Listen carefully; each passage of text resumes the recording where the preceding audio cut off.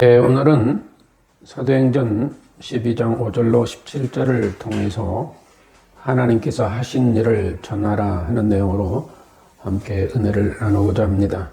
우리가 사도행전 12장 1절로 또 25절을 통해서 야욕을 버려라 하는 내용으로 은혜를 나누고 있습니다만은 지난 주일에 우리는 살인을 기뻐하지 말라 하는 내용으로 은혜를 나눴고 또 오늘은 두 번째로 5절로 17절을 통해서 하나님께서 하신 일을 전하라 하는 내용으로 함께 은혜를 나누고자 합니다. 우리가 지난 주일에 흉년 등으로 민심이 흉흉한 때에 야욕에 취한 헤롯이 스데반을 죽인 유대인들, 즉 유대교인 등의 민심을 다잡고 환심을 사기 위해서 야고보를 죽이고 또 베드로를 감옥에 가두었습니다. 이러한 일련의 사건들이 정말 유대인들에게는 기쁠지 모르지만 이런 잘못된 교권주의자들과 또는 권력력에 취한 헤롯의 야합에 의하여 이와 같은 엄청난 핍박에 이루어지는 현장을 보게 되었습니다.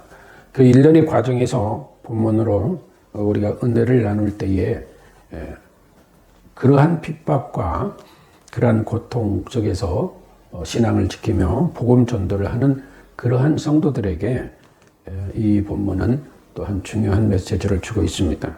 특히 오늘은 어린이 주일이므로 우리들도 자녀들을 위해서 기도하고 어린아이들이 신앙을 위하여 기도하기도 하고 또 어린아이들의 아름다운 성장을 위하여서 관심을 기울이고 기도하기도 합니다. 그러면은 그런 맥락에서 우리는 어린아이들이나 우리나 이 하나님의 말씀을 어떻게 이해를 해야 될 것인가 하는 것을 가지고 한번 숙고해 보도록 하겠습니다. 야고보 사도가 죽임을 당하고 베드로까지 감옥에 투옥 되었을 때 이러한 극악한 박해 속에서 교회는 마음을 같이하여 간절히 하나님께 기도드렸다고 오늘 본문 5절은 기록하고 있습니다. 이럴 때 성경은 이상한 내용을 증거하고 있습니다. 왜 이상하냐 하면 교회가 즉 성도들이 모여 간절히 하나님께 기도하는데 그 내용 설명이 이게 뭐지? 하는 생각을 가지게 만든다는 것입니다.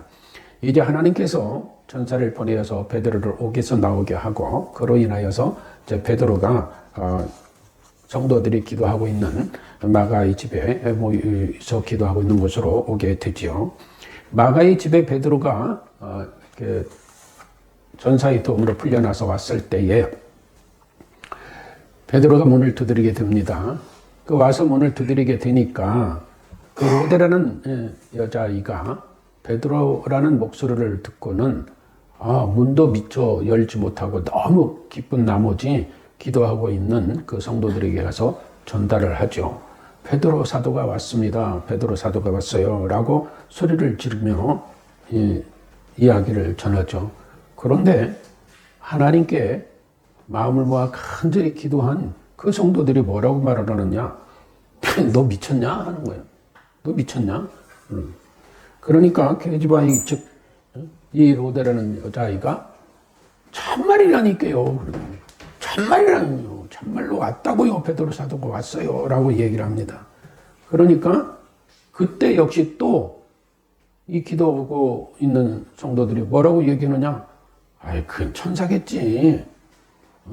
천사가 온 거지. 네가 잘못 알은 거야. 하는 식으로 얘기를 하는 거예요. 그러니까 그가 그치지 않고 계속 아닌데 진짜인데 말을 해도 알아듣지 않는 거예요. 그런데 베드로는 계속 문을 두드리게 되죠. 이게 가만히 보니까 진짜 문을 두드리는 소리가 나는거든요. 그러니까 가서 문을 열어보니까 베드로가 온 거예요. 그러니까 이때 이 상황을 본 성도들이 얼마나 놀랐겠어요? 너무 놀랐겠죠?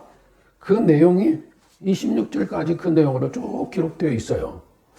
여기서 우리는 한번 생각해 볼 것이 있습니다. 아니, 이 교회 성도들은 뭘 놓고 기도를 한 거지? 한 마음으로 간절하게 기도했다고 그러는데. 그런데 기도를 하면서 무슨 기도를 했길래 그들은 베드로가 오리라는 건 석방돼서 오리라는 건 상상도 안 하고 내가 미쳤어. 천사겠지. 그리고 정작 봤을 때는 또 놀라는 상황이 접하게 되는. 그러니 그들이 기도가 무슨 기도를 했길래 이런 상황이 전개되는 것인가 라는 것을 보게 됩니다. 그래서 여기서 이 주석가들이나 주해는 하는 분들은 또 어떻게 해석하고 있는가 하는 것을 참고로 봤는데 박윤선 박사는 뭐라고 했느냐 하면은 이 베드로의 존재를 확인하게 된 성도들은 기도가 하나님께로부터 응답이 되었다고 생각하니 놀라움을 감출 수 없게 되었다라고 얘기합니다. 이 옥스퍼드 원어 성경 대전에서도 그렇게 이렇게 유사한 내용으로 표현을 했고요. 근데 이상근 박사는 또 예기치 못한 일이었다. 그것은 기쁨과 감격의 놀람이었다. 그러면은 그들이 기도하면서 내가 미쳤냐? 천사겠지? 하는 얘기는 뭐냐 이거죠. 그래서 이런 내용을 보게 되면은 우리가 이 내용을 어떻게 명쾌하게 이해할 수 있을까 하는 의문을 갖게 되기도 합니다.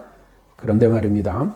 본문에 베드로를 위한 이 교회의 기도와 그들이 신앙에 대하여 오해가 없어야 할 줄로 압니다. 하나님께서는 기도에 응답해 주셨는데 정작 기도하고 있는 성도들은 하나님이 응답을 믿었을까? 이렇게 생각하게 되면 이제 혼란이 오게 되는 거예요. 왜? 성경은 간절히 기도했다고 그랬거든요. 누구한테? 하나님께. 그러면 이때 교회는 무엇을 기도했을까? 한번 여러분들이 스스로 생각을 해보세요. 스데반과 야고보와 같이 담대한 순교를 하게 해달라고, 담대하게 순교해달라고 할 수 있도록 해달라고 기도했을까요? 또 아니면 베드로의 안위를 위하여 베드로를 잘 지키시고 보호하여 주십시오라고 기도했을까요? 아니면 베드로를 하나님의 권능으로 석방시켜 주세요라고 기도했을까요? 아니면은 저 악한 대적자들을 멸하여 주시옵소서라고 기도했을까요?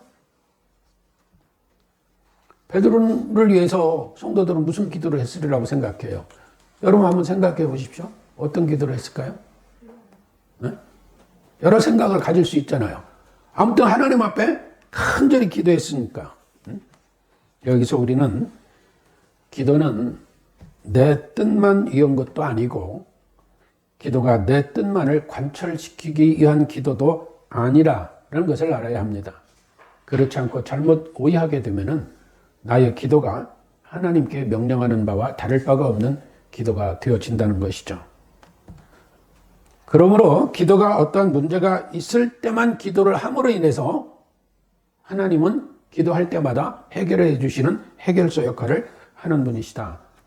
이런 오해가 생길 수가 또 있습니다.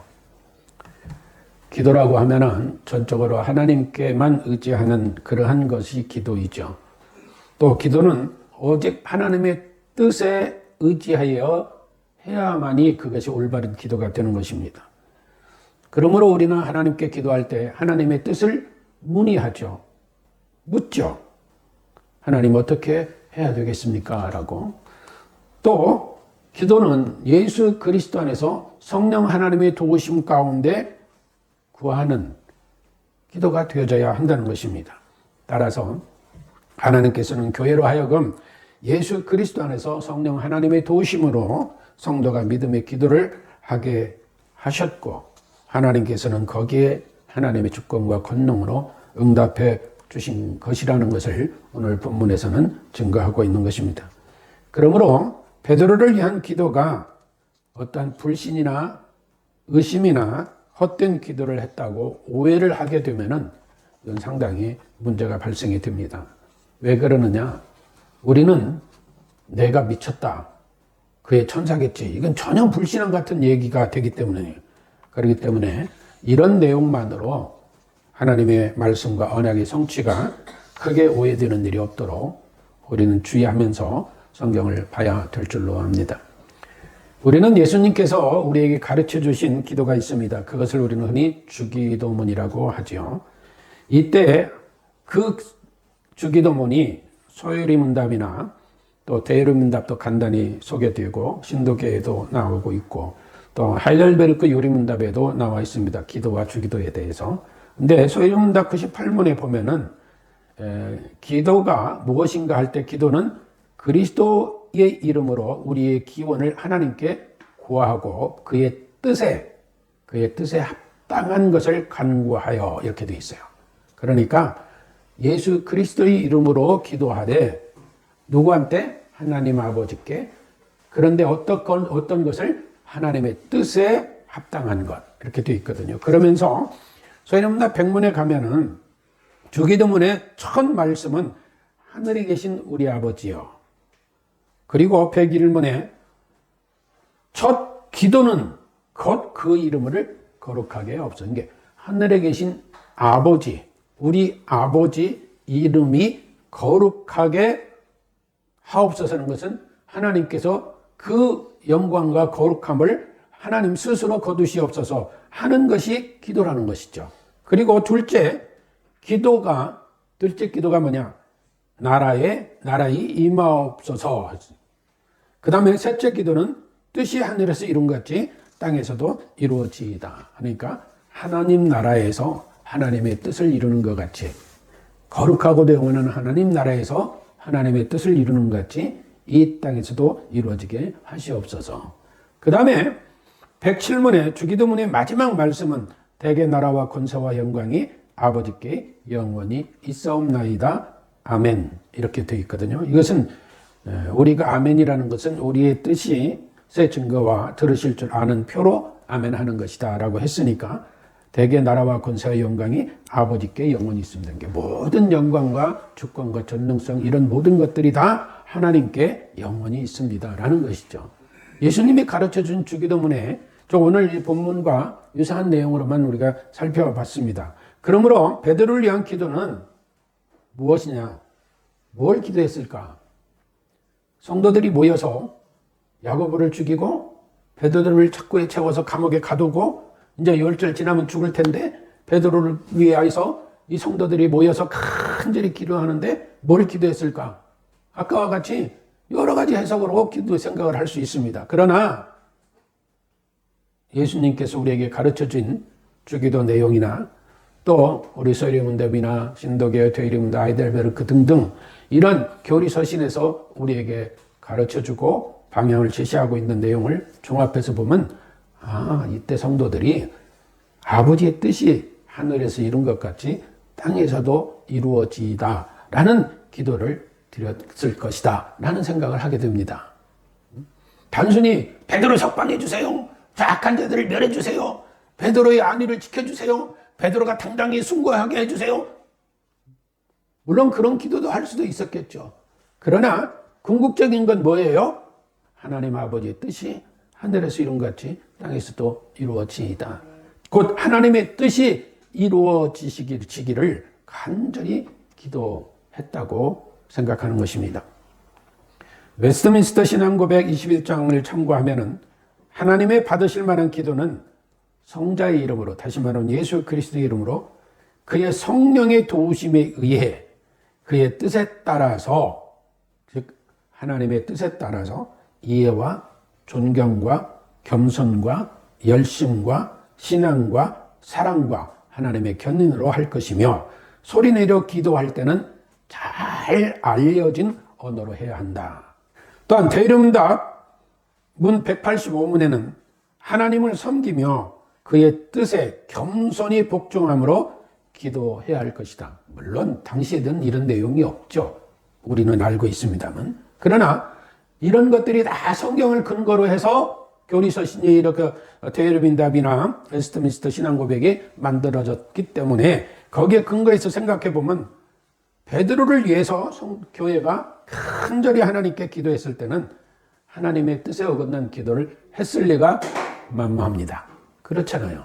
그러면 하나님의 뜻에 맞는 기도를 했는데 그 기도가 아니 내가 미쳤냐? 그게 천사겠지.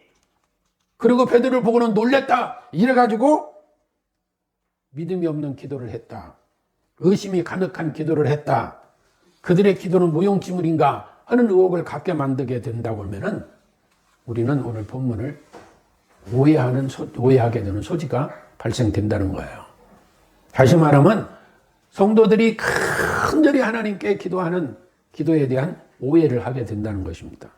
따라서 이 성도들이 간절히 모여 기도한 것은 의심도 아니고 의문도 아니고 불신도 아니라는 것입니다. 소이름답 98문에서 보는 바와 같이 예수 그리스도 이름으로 성령 하나님의 도우심에 의해 그의 뜻에 합당한 간구를 했으리라고 믿습니다. 나아가 하나님의 견인 인도하심으로 인하여 기도했으며 하나님께서는 하나님의 뜻을 이루게 하여 기도에 응답함으로 인하여서 하나님이여 아버지가 어떤 분이신가 하나님의 주권과 전능하심을 드러내신 것이다. 다시 말하면 성도들, 교회는 전적으로 하나님만 의지하고 한 마음으로 담대히 또 간절히 기도했다는 것입니다. 그러므로 우리도 어떤 일을 만나든지 전적으로 하나님의 뜻을 구하는 기도를 해야 될 줄로 믿습니다. 하나님의 뜻에 부합하는 기도는 성령 하나님의 인도하심과 도우심으로 그 열매를 맺게 됩니다. 그러므로 기도에 대한 불신이나 기도에 대한 의심이나 기도에 대한 좌절 등은 절대로 해서는 안 됩니다. 그렇다고 내가 나만이 하는 기도가 만능이야 하는 오만과 교만과 독선도 버려야 됩니다. 아까 말씀드렸지만 기도를 할 때는 공적으로 할 때는 모든 이들이 잘 아는 언어로 해야 된다. 그 이상은 제가 설명드리지 않겠습니다만은 귀 있는 자는 들을지어다. 오직 성령 하나님의 도우심과 인도하심에 따라 겸손히 기도해야 됩니다. 그 기도의 결과는 오직 하나님의 전능과 주권에 있다는 사실을 믿고 간절히 기도하는 우리들이 되어져야 될 줄로 믿습니다. 오늘 본문에서 베드로가 잡히고 나서 베드로가 왔을 때 이 로뎀이라는 여자아이가 전하는 말을 듣고는 거기에 대해서 엉뚱한 이야기를 하는 교인들이기 때문에 불신과 불신앙, 의심 이런 맥락으로 이 내용을 이해해서는 절대로 안 된다는 겁니다. 간절히 기도하시게 한 이도 하나님이시요. 또 간절히 기도한 이들도 성도들이요. 그러면 그들은 하나님의 뜻을 구했을 뿐이지 베드로가 석방돼서 오고 안 오고 여기에는 큰 관심이 없었음을 우리가 볼 수 있는 것입니다. 왜? 하나님의 뜻이 이루어지기를 구했기 때문입니다. 그 결과는 또 그 결정은 하나님이 정하신 것이었다는 거예요. 그러니 이 내용을 가지고 우리가 기도에 대한 불신이나 의심이나 또는 의혹을 갖는 일이 없고 또 이 내용을 통하여서 교회가 그랬다고 오해하는 일도 없어야 될 줄로 믿습니다.